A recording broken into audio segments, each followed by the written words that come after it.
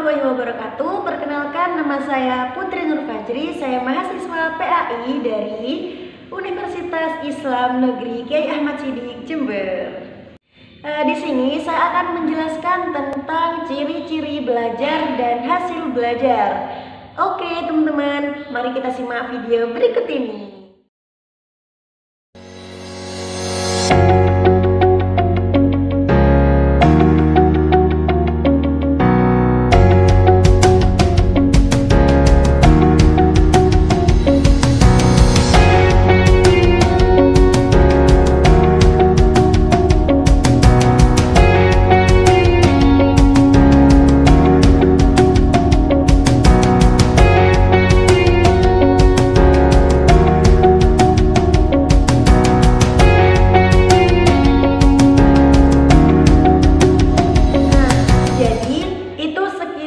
Tayangan video singkat tentang ciri-ciri belajar dan hasil belajar.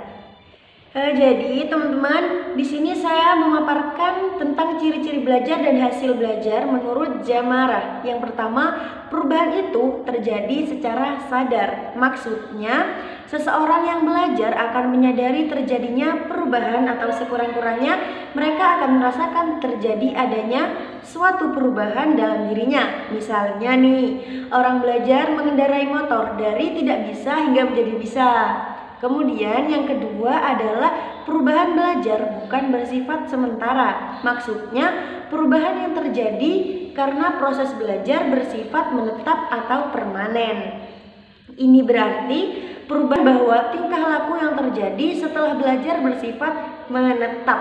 Contohnya, yang awalnya tidak mau sholat jadi sholat istiqomah. Nah, jadi itu teman-teman. Kemudian yang ketiga, perubahan yang mencakup seluruh aspek tingkah laku.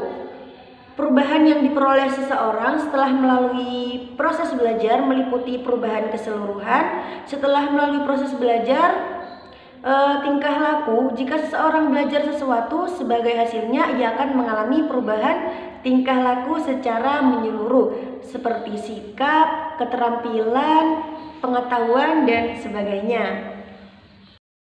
Nah, selanjutnya saya akan memaparkan tentang perubahan hasil belajar menurut Rusman. Yang pertama adalah kebiasaan. Ingat teman-teman, kebiasaan. Contohnya nih, si Vina tidak terbiasa berangkat pagi ke sekolah. Ia selalu datang terlambat. Tetapi setelah dinasehati oleh temannya, ia berubah menjadi anak yang rajin dan tidak pernah terlambat datang ke sekolah.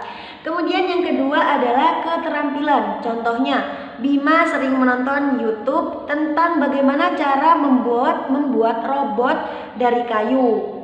Akhirnya, setelah belajar, setelah sering menonton video tersebut, Bima sering membuat keterampilan robot kayu itu sehingga ia menjualnya dan ia menghasilkan uang sendiri. Nah, ini contoh hasil belajar yang sangat bermanfaat ya teman-teman. Lanjut ke nomor 3, yaitu berpikir rasional dan kritis. Contohnya, sebelum Bella belajar, ia sering percaya pada berita hoax. Tetapi setelah ia sering belajar, ia tidak mudah percaya akan adanya berita hoax. Bella lebih berpikir kritis dalam menyimpulkan suatu berita. Bisa juga contohnya seperti berargumen. Dia tidak mudah berargumen tanpa ia pikirkan terlebih dahulu. Kemudian yang keempat adalah sikap. Contohnya nih, kita mempelajari ilmu tentang akhlak. Anak yang sebelumnya akhlaknya kurang baik bisa berubah menjadi anak yang sopan dan ramah. Yang terakhir nih teman-teman, perilaku yang efektif. Contohnya, lebih bisa membagi dan memanage waktu, melaksanakan tugas tepat waktu. Jadi kesimpulannya, orang yang benar-benar belajar dengan sungguh-sungguh akan menikmati hasil yang sesungguhnya. Nah, jadi itu sedikit pemaparan dari saya teman-teman. Kurang lebihnya mohon maaf. Terima kasih. Wassalamualaikum warahmatullahi wabarakatuh.